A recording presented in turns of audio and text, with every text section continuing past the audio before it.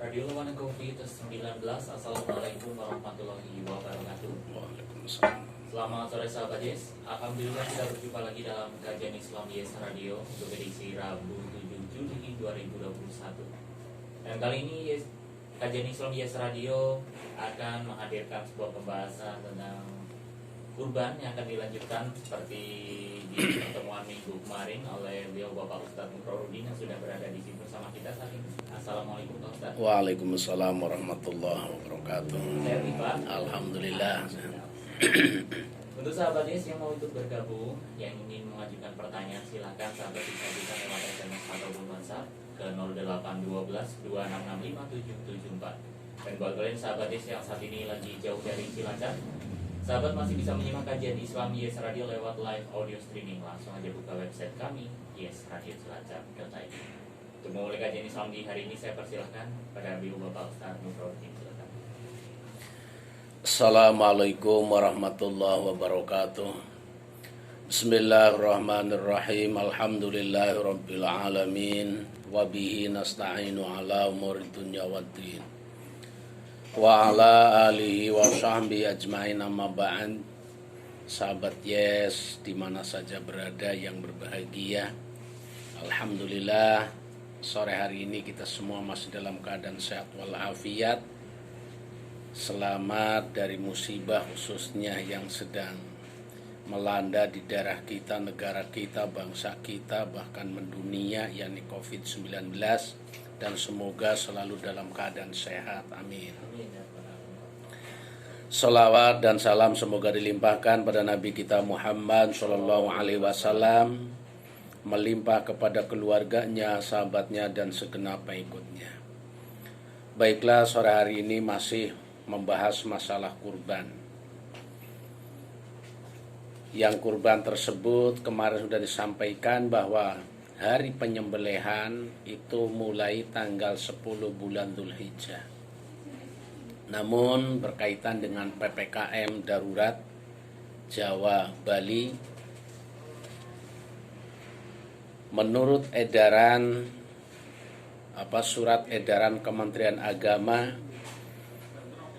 bahwa kegiatan masjid, musola, dan sekaligus isu takbiran Idul Adha di situ dibatasi, tidak sebagaimana biasanya. Sekarang kan waktu penyembelihan itu tanggal 11 bulan Dzulhijjah 12-13. Jadi tidak tanggal 10 bulan Dzulhijjah. Bahkan sholat Idul Adha pun dianjurkan untuk dilakukan di rumah, ditiadakan di tempat-tempat masjid atau di lapangan. Lah, berkaitan dengan ini tentunya sahibul kurban atau yang sudah menunggu-nunggu berapa hari lagi ini Idul Adha, akan takbiran di malam harinya, paginya mau sholat Idul Adha, sekaligus di situ penyembelihan binatang kurban. Namun dengan adanya peraturan tersebut, mau tidak mau kita harus mengikuti aturan yang telah ditetapkan oleh pemerintah. Mau tidak mau. Tujuannya apa? Yakin tujuannya baik, tujuannya mulia, yakni untuk melindungi rakyatnya, melindungi warganya agar supaya tidak terkena atau terjangkit, tertular oleh virus Corona 19. Tujuannya itu. Dan kita sebagai orang kecil, orang bawah, udah pokoknya ikut saja, yakin apa yang ditentukan oleh pemerintah, hingga sampai di situ sholat Jum'ah saja diliburkan. Kegiatan di masjid, di musola juga di situ yang sifatnya mengundang kerumunan banyak orang supaya sementara diliburkan. Yakin itu merupakan keputusan yang sudah banyak melibatkan orang-orang tertentu, orang-orang penting, pakar-pakar, baik pakar agama maupun di situ juga pakar-pakar kesehatan. Jalan demikianlah yang terbaik untuk memutus mata rantai penyebaran COVID-19. termasuk himbauan dari organisasi besar Indonesia bahkan dunia, yakni Nahdlatul Ulama dari atas menghimbau kepada pengurus yang ada di bawahnya, baik wilayah maupun tingkat cabang, tingkat majelis wakil cabang sampai tingkat ranting, bahkan tingkat anak ranting, hendaklah orang-orang NU itu mengikuti aturan yang telah ditetapkan oleh pemerintah khususnya, yakni PPKM yang sekarang sedang diberlakukan ini. Ini merupakan himbauan dari pusat. Karena wajib hukumnya seseorang melindungi diri dari wabah, dari penyakit, dari musibah, itu hukumnya wajib. Itu hukumnya wajib. Toh andai kata kita sudah berusaha untuk melindungi, berusaha dengan di situ mengikuti prokes, kok masih terjangkit, itu bukan merupakan kekuasaan kita, tapi itu merupakan kekuasaan Allah Subhanahu wa taala. Sebab manusia wajibnya hanya berikhtiar, berusaha, memohon dan berdoa, Allah lah yang menentukan semuanya itu. Sahabat Yes di mana saja berada yang berbahagia. Jadi dengan diundurnya waktu penyembelihan binatang kurban pada tanggal 11 Dzulhijjah yang akan datang, ini tidak mengurangi terhadap keabsahan di dalam kita berkorban. Memang dalam hati kecil, ya inginnya pelaksanaan sholat Idul Adha kita lakukan, kita jalankan sebagaimana biasanya.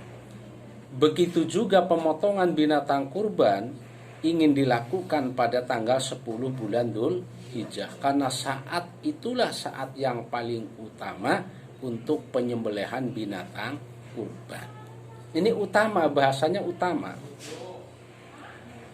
Berarti andai kata tidak dilakukan pada tanggal itu, ya tetap sah, tetap baik dibanding dengan tidak melakukan pemotongan. Kita selalu berhusnudzon, kita selalu mengambil positifnya. Apapun yang terjadi, apapun yang dilakukan saat ini, mungkin itulah yang terbaik menurut Allah Subhanahu wa taala. Walaupun menurut kita memang ya kurang baik, tapi belum tentu apa yang dianggap baik oleh kita baik menurut Allah. Tapi yakin apa yang baik menurut Allah itu sudah pasti baik menurut kita. Lah itu bisa-bisa saja. Ini bahasanya tadi utama. Berarti dipotong di luar tanggal 10 bulan Dzulhijjah itu tetap sah sampai hari selesainya hari tasyrik, itu tetap sah saja. Namun di sini di dalam Al-Qur'an disebutkan di situ atiullah wa atiur rasul wa ulil amri minkum. Jadi taatlah kepada Allah dan taatlah kepada utusan Allah.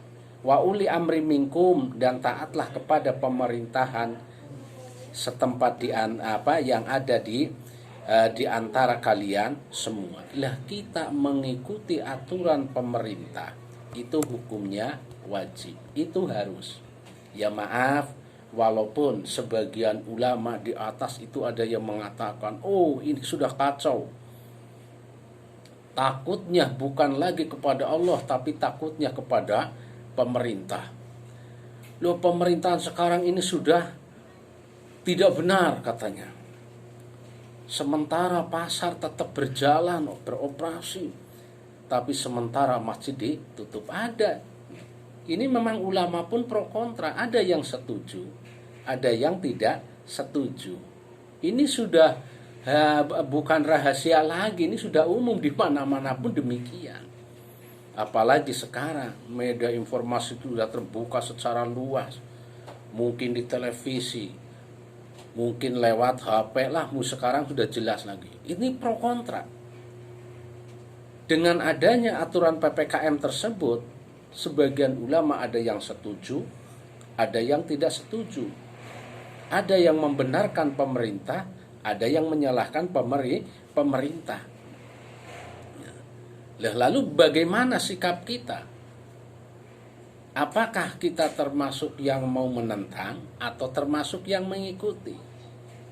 Kalau mengikuti ayat tadi yang saya sampaikan, tentunya kita mengikuti aturan pemerintah. Karena pemerintah yang ada saat ini belum termasuk pemerintah yang dolim.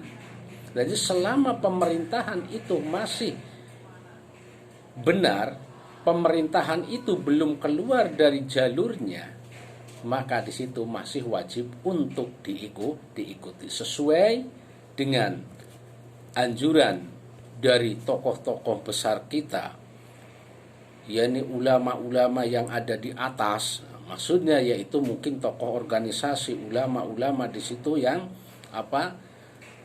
menjadi panutan banyak umat, itu juga menganjurkan supaya kita mengikuti aturan yang ditetapkan oleh pemerintah. Loh, kita orang bawah itu kepenake manut lah. Manut. Kayak apa bingungnya orang yang di atas. Sudah menentukan gini, ada yang menyalahkan. Bikin aturan kayak gini, ada yang menyalahkan. Jadi khususnya pribadi kami di situ tetap mengikuti aturan yang telah ditentukan oleh pemerintah. Karena apa? Menolak suatu bahaya itu wajib, hukumnya itu wajib. Daripada di situ untuk mempertahankan suatu ibadah. Jadi ya ada orang ngomong, "Loh sekarang gini Pak, apakah dengan cara menutup masjid memberhentikan kegiatan keagamaan itu bisa menyelesaikan masalah?" Apakah bisa dengan cara demikian itu menyelesaikan masalah? Jadi masalah ini, kita menutup masjid, kita menghindari kerumunan, baik kerumunan itu kerumunan membahas masalah agama, kemaslahatan ataupun masalah ekonomi. Jadi yang namanya wabah, musibah diturunkan enggak kepada orang yang tidak beriman saja, yang baik saja. Siapapun ketika ada di suatu daerah tersebut itu akan terkena.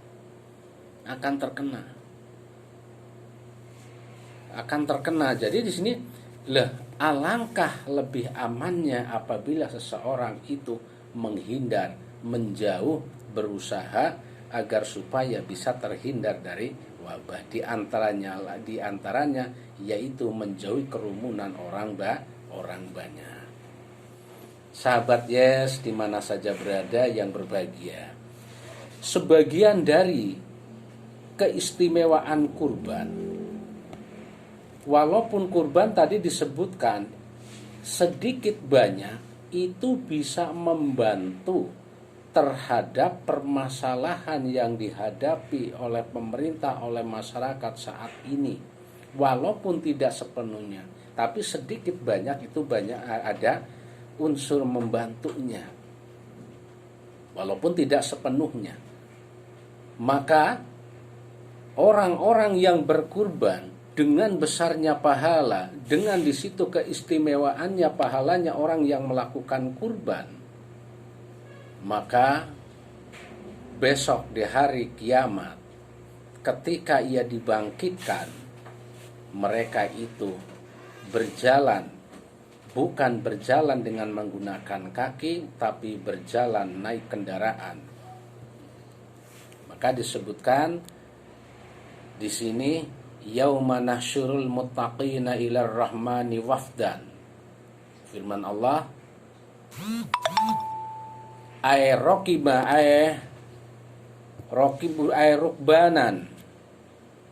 rukbanan, yakni yang dimaksud di sini ketika pada hari kiamat orang tersebut dikumpulkan, orang-orang yang bertakwa itu dikumpulkan di hadapan Allah Subhanahu wa taala.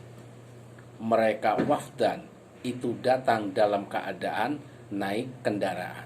Lah kendaraannya apa besok di hari kiamat? Apa kendaraan yang dimiliki ketika di dunia?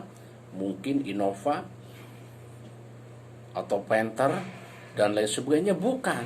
Yang dinaiki besok adalah yaitu binatang yang dikurbankan ketika hidup di dunia. Wafdan dalam tafsirnya air rukbanan dalam arti ia naik kendaraan. Sahabat Yes yang berbahagia, mungkin itu dulu saya kembalikan, monggo. Terima kasih Pak Ustaz Nurudin. Untuk sahabat Yes yang sudah ikut bertanya, nanti akan dijawab setelah jeda pariwara berikut di bagian kedua. Jadi jangan kemana-mana, tapi kajian Islam Yes.